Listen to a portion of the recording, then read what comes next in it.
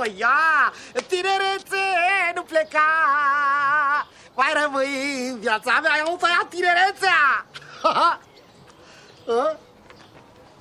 Ce e aia? Asta e apă cu omega-4 și cu pH.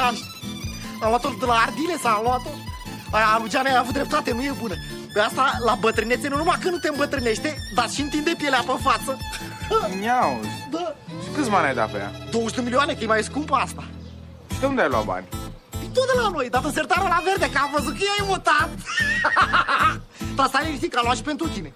Am luat dublu, că am văzut că a început să-ți apară așa riduri pe față. Ai luat și din sertarul ăla, nu? Da.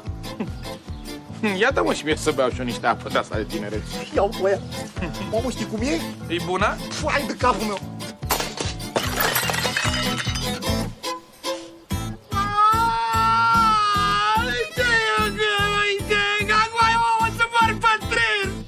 O să mor bătrân? Firea al dracu să fii, să zici mersi că nu mori și bătrân și bătut. Hai, mătura, strânge ciobura astea pe aici. Ce faci eu acum?